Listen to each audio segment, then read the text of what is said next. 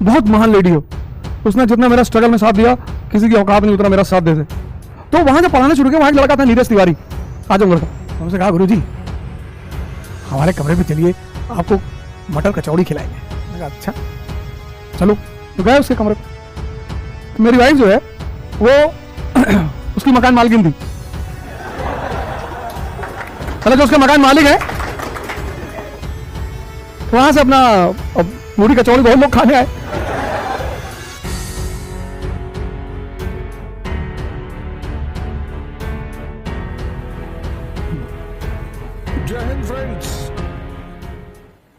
इसलिए मैंने जब से पढ़ाना शुरू किया, मैं पढ़ाता ही नहीं, मैं क्यों पढ़ाता, मैं और टीचर, लेकिन मेरे गुरु का आदेश हुआ कि जाओ पढ़ाओ। अरे मैंने कहा गुरुदेव नहीं जाओ पढ़ाओ। तो हमने कहा 10th 12th को पढ़ाएं, सिविल सर्वेंट। अरे मैं 2 दिन तो यही सोचता रहा कि बताओ यार मजाक कर रहे हैं हमारे साथ। और उसी वक्त घटना घट गई, यही इलाहाबाद में, यही घटी घटना। मेरे साथ 3 बेहतरीन घटनाएं इलाहाबाद में घटी। पहला, इलाहाबाद यूनिवर्सिटी में मेरा एडमिशन, जिस लड़के ने कराया भगवान उसको हमेशा खुश रखे। ना मुझे उसका नाम पता, ना गांव पता, कुछ पता ही नहीं, ना मैंने उससे पूछा।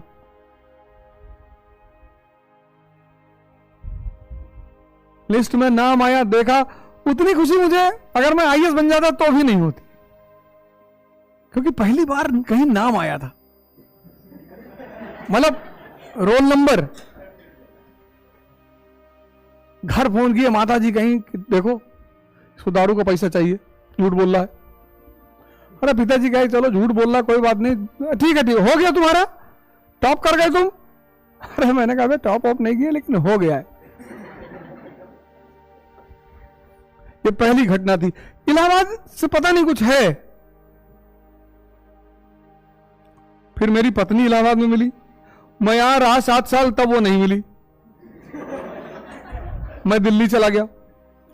फिर एक बैग में अपने कमरे में था, अमित राय एक बिहार के हैं, तो राय साहब से मैंने कहा राय साहब मैं इलाहाबाद जा रहा हूं, कहीं कब आएंगे। मैंने कहा मैं जा रहा हूं, वहीं रहूंगा 2-3 साल। अरे बोले महाराज कैसी बात कर रहे। अरे मैंने कहा मैं जा रहा हूं। अरे बोले हम आपको जाने थोड़ी देंगे, इतना काम दिल्ली में शुरू हो रहा है, आप इलाहाबाद जा रहे हैं। मैंने कहा भैया मैं जा रहा हूं बस। सारा बैग वैग पैक किए, मगध एक्सप्रेस पकड़े, और सुबह 2 आदमी इलाहाबाद स्टेशन पर खड़े थे। वो लोग भी परेशान की, अबे तुम काहे यार बेटा क्या हो गया, समझे झगड़ा उगड़ा हुआ दिल्ली में। हमने कहा मन नहीं कर, यही रहेंगे। तब तक एक मोहम्मद हुसैन है, वो कोचिंग चलाते थे शगुन, आबकारी चौराहा है ना रामपुरगंज में, वहीं पे उनकी कोचिंग थी। तो वो चलाते थे, उनका हिस्ट्री का टीचर भाग गया। वो बेचारा बैठे हुए थे शाम को, कहीं नहीं यार बताओ यार किसी को कोई भरोसा नहीं हो इतना, तो कहां से लाए पर टीचर पकड़ के। और टीचर बहुत अच्छा, इलाहाबाद के टीचर एक संगठन अपना नहीं बना पाए, एक इतने बेहतरीन टीचर गुलामी कर रहे हैं दूसरों की।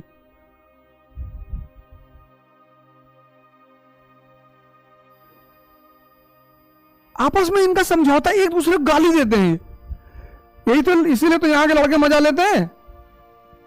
अरे उसको साले को कुछ नहीं आता, चोर है वो, लौंडे मजा लेते हैं, जाके छेड़ देते हैं गुरुजी वो ओझा जी मिले थे, है फराड है। ये यहां के टीचरों की सबसे खास बात, लौंडे भी मजा लेते हैं। गुरुजी आप बहुत बड़े टीचर हैं,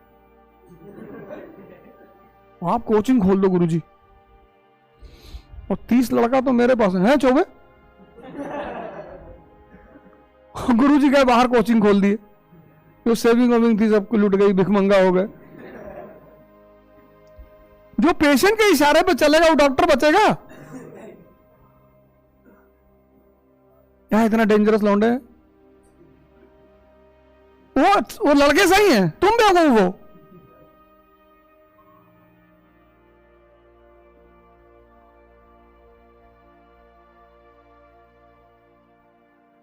लड़के बहुत सही हैं। दूसरी घटना घटी तो उसी हमने कहा भाई हम पढ़ा देते, कहे ना यार तू मजाक कर रहे हो यार। अरे मैंने कहा यार हम पढ़ा देते हैं, हिस्ट्री मेरा ऑप्शनल में पढ़ा देता हूं। कहे ना भैया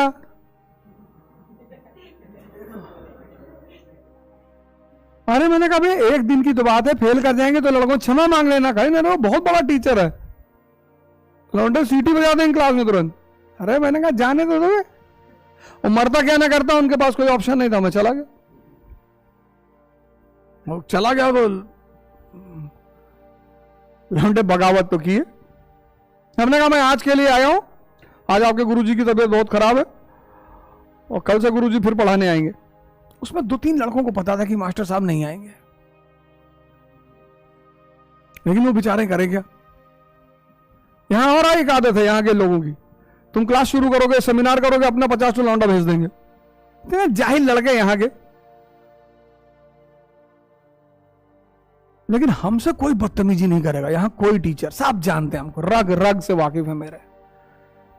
तो वहां गए, अब लौंडे ने सोचा कि चलो भाई एक ही दिन का तो मामला है, पढ़ाए तो उसमें 10-15 लड़कों को बड़ा मजा आया, समझ में आया उनको, बोले बहुत बढ़िया। फिर दूसरे दिन पहुंच गए, हमने कहा आज तबीयत ठीक नहीं हुई, पर वो 3-4 लड़के अनरेस्ट में आ जाते थे तुरंत।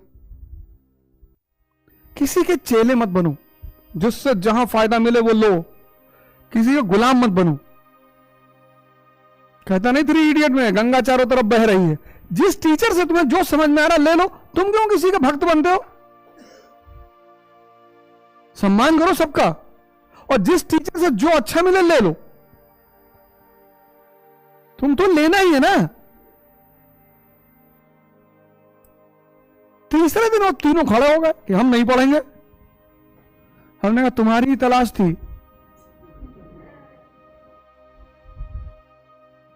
तो 80 क्लास में 3 लोग नहीं पढ़े, निकलो बाहर। ये दूसरी सबसे बड़ी घटना रही। तो वहां जब पढ़ाने शुरू किया, वहां एक लड़का था नीरज तिवारी, आजमगढ़ का। तो हमसे कहा गुरुजी हमारे कमरे पे चलिए, आपको मटर कचौड़ी खिलाएंगे।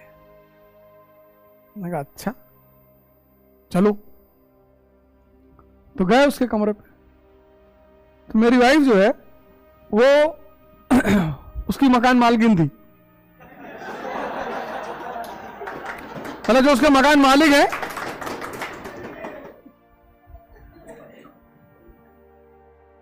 तो वहां से अपना पूरी कचौड़ी बहुत लोग खाने आए, लेकिन इनोसेंसी का एक अलग लेवल है मेरी वाइफ का। मुझे कुछ नहीं कहती, कोई मैं कह दूंगी ये काला है तो कहेगी हाँ हाथ में भी लग गया थोड़ा सा। बहुत महान लेडी हो, उसने जितना मेरा स्ट्रगल में साथ दिया किसी की औकात नहीं उतना मेरा साथ दे दे। यूनुस भाई तो जानते हैं कि तुमको पॉलिटी पढ़ाएंगे, मैं जब भी उससे कहूं मुझे पैसे की जरूरत है, कोई ना कोई गहना बेच दे अपना, वो कभी बताया ही नहीं, कभी बताया ही नहीं। अल्लाह के पैसा दे दे कि ये लो रख लो।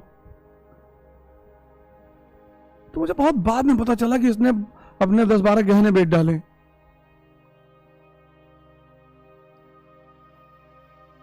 तुम अगर सेमिनार में आए होगे, मैंने कहा तुम नहीं चलोगे तो मैं सेमिनार नहीं लूंगा, तुम्हारा चलना जरूरी, चलो। और तीसरी घटना घटी, श्रीकांत यादव, हम प्रण कर लिए थे कि इलाहाबाद नहीं जाना है, यहीं के हैं, अगर करछना अर्चना साइड के हैं, उधर ही कहीं है घर है, मैं लेकर आऊंगा उनको, किसी दिन मैं लेकर आऊं, बस तुम लोग भगवान श्रीकांत यादव यानी भगवान।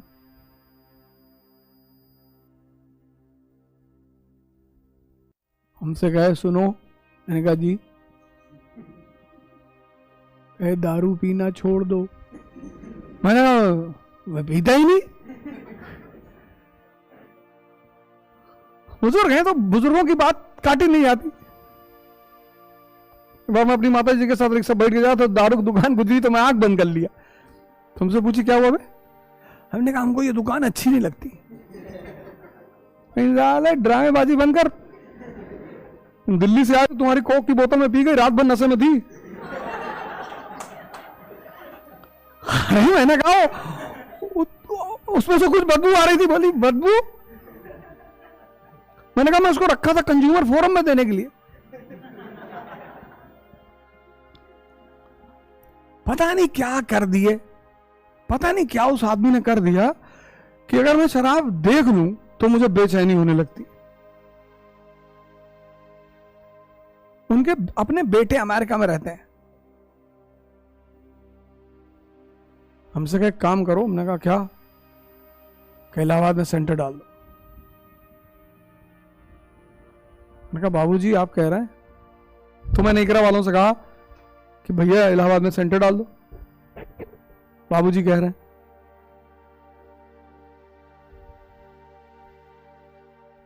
वो सब बेचारे तैयार ही नहीं हुए।